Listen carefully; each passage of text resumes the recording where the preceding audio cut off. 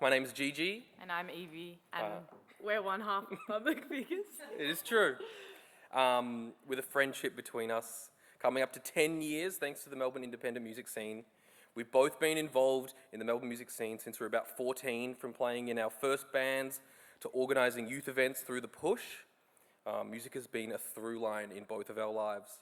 Participating in live music scene as both artists and fans is a core part of who we are.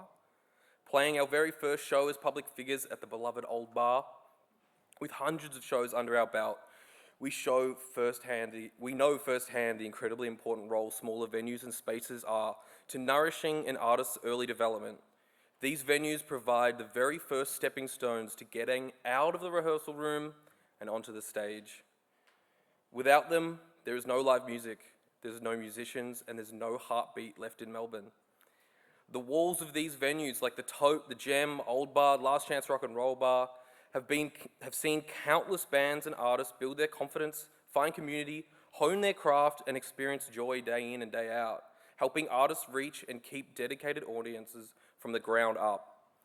There's no doubt these venues are vital in the story of every artist before us, and hopefully every artist after us will too have the same opportunities that for many, many years to come.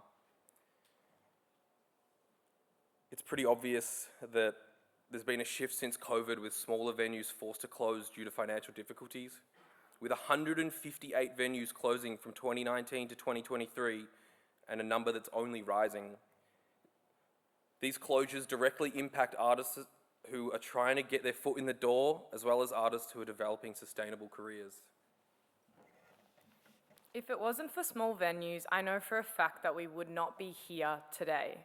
The people we've met and continue to meet at small venues play a major role in the growth of our careers. Whether that be meeting other artists who we've ended up sharing lineups with, or industry folk who have simply believed in us. To photographers and creatives who have helped build our world, or the random punter who surprisingly stumbled into Old Bar and discovered their new favourite band. We've had long-lasting working relationships and have built flourishing community around these people that we've met in small venues. Through the independent NAM music scene, we fear that the up-and-coming artists after us will lose the opportunity to build community in real life.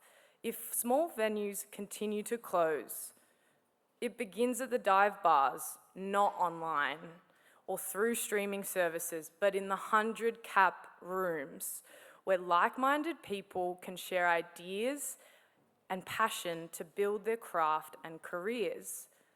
Reaching dedicated audiences, participating and reinvigorating local communities to carry the flame that so many of us got to experience before us. The loss of every small venue is a devastating blow to the foundation of musical talent that we in NAM pride ourselves on. They must be protected and cherished, as they are the backbone that builds the careers of our artists.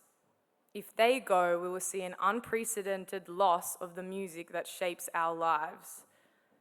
We find that our fellow artists and the passionate music community in Victoria will fight tooth and nail for a future in arts.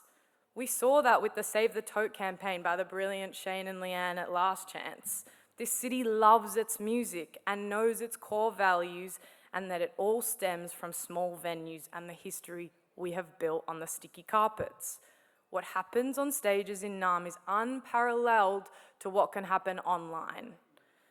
The people always show up. We're all in the room together today because of that, and the brilliant Fiona at Music Victoria. Now, it's actually the time for the governing bodies to meet us there and make sure historic positive changes are done to the arts funding. Artists do not begin on major stages. They begin in the rooms willing to take a chance on them. So please, back Music Victoria and vote music. Thank you. Thank you.